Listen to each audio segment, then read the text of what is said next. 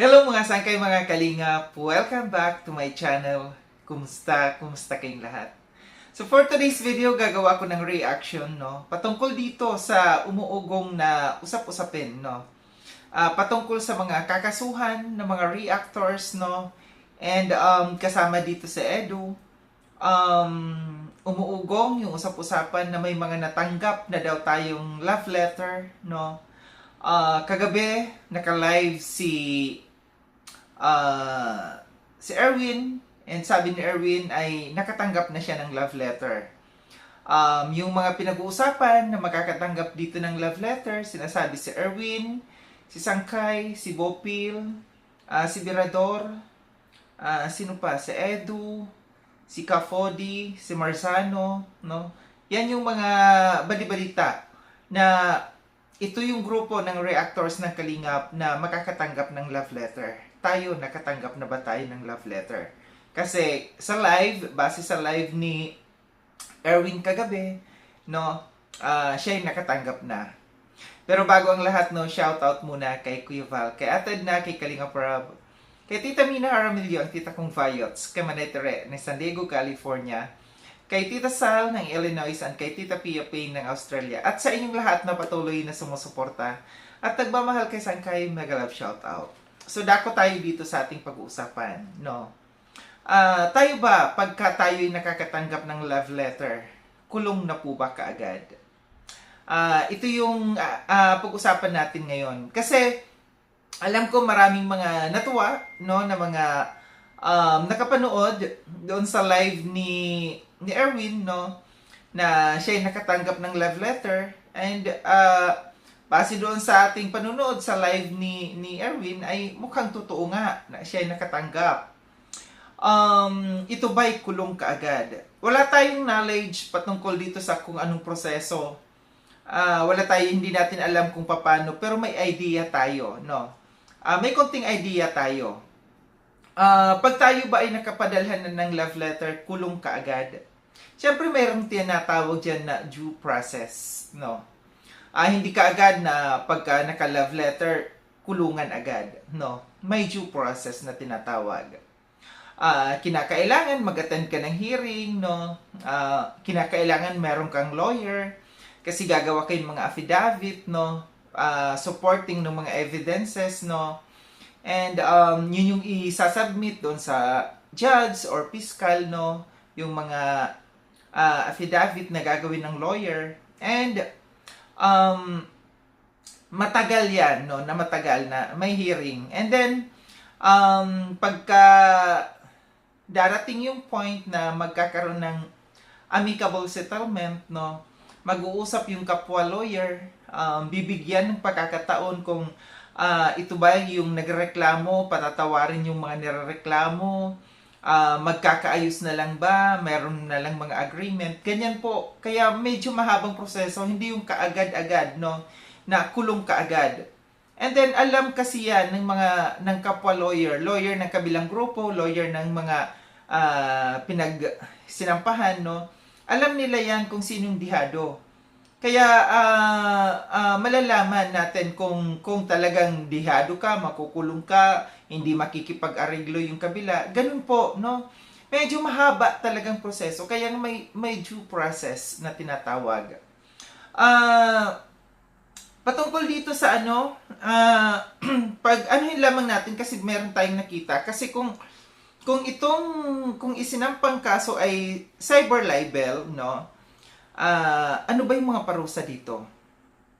Ito yung sinasabi dito. Ang parusang pagkakakulong para sa kasong libel, paninirang puri, ay maaaring mula sa 6 na buwan hanggang 6 na taon. Samantala, kung ito ay ginamitan ng computer or internet, cyber libel, ang parusa ay mas mabigat na aabot mula 6 na taon at 1 araw hanggang 12 taon. Ito yung mga karagdagang detalye base sa batas at desisyon ng Korte Suprema. Ito yung mga mangyayari dito. No, kung yung kinasuhan ay mapapatawan na ng parusa, ito po 'yon. Alternatibong parusa. no? Merong fine. Fine or anong Tagalog ng fine, no? Multa, no? Nagdesisyon ang Korte Suprema na maaaring magpataw ang mga korte ng parusang multa na lamang sa halip na pagkakakulong sa mga kasong online libel. So, pwede po no, ang Korte Suprema ay mayroong dito na pwedeng hindi kulong. Pwedeng magmulta na lang, no, yung nagkasala. Prescriptive period. May taning ang paghahain ng kaso ayon sa desisyon ng Korte Suprema. Ang kasong cyber libel ay maaari lamang isampa sa loob ng 1 taon mula ng matukoy o mailathala ang paninirang puri. So, kinakailangan hindi lumagpas ng 1 taon bago magsampa ng kaso, no? So, masasabi ko dito kay Erwin, kung hindi ka magmumulta, no, kung hindi ka magmumulta kung wala kang pera, magpakulong ka na lang. Ang problema dito yung mga alaga mo, no? Senator Rowena pa. Siguro isama mo na lang sa kulungan din, Senator Rowena.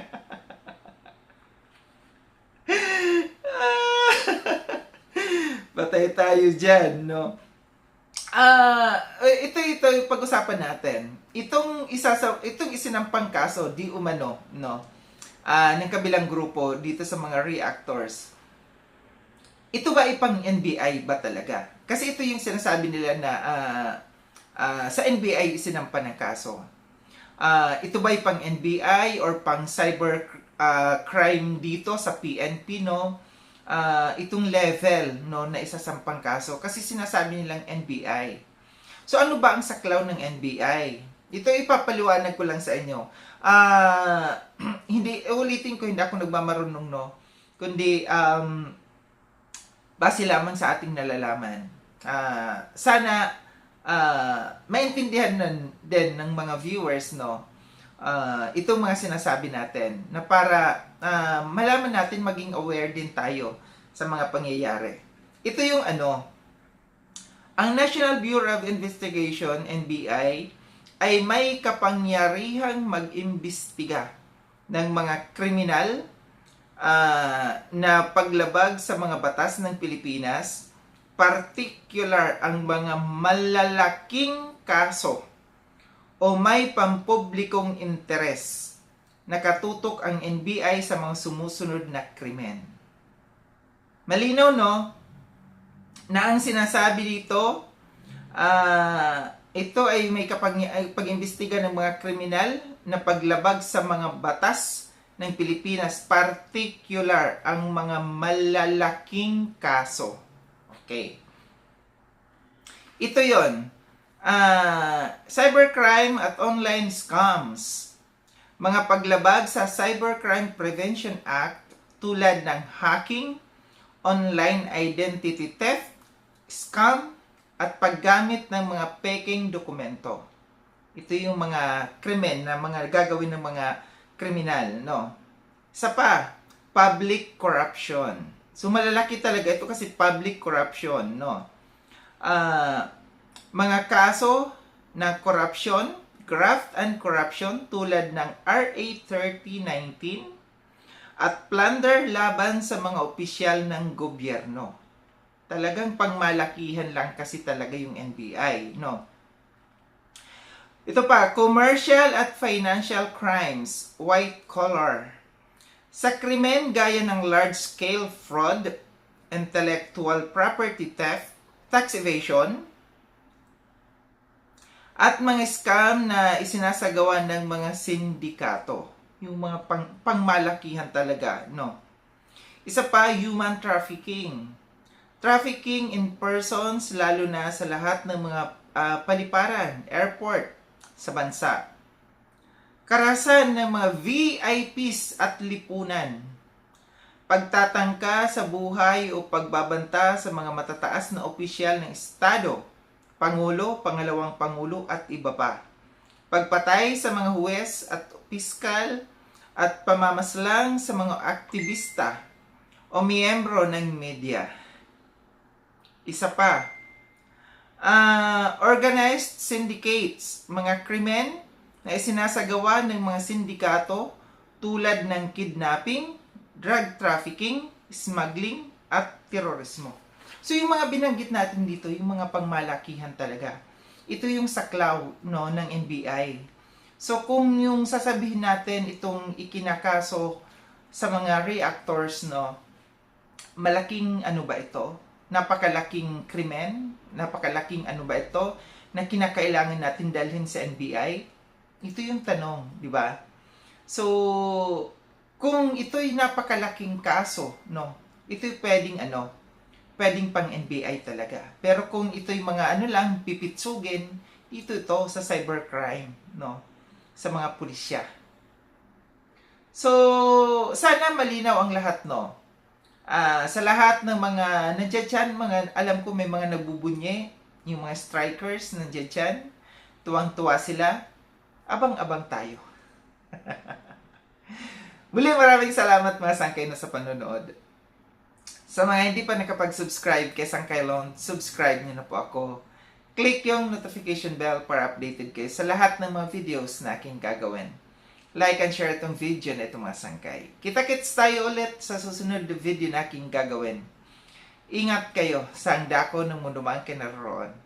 Paalam naman. Sangkay mga kalingap, paalam.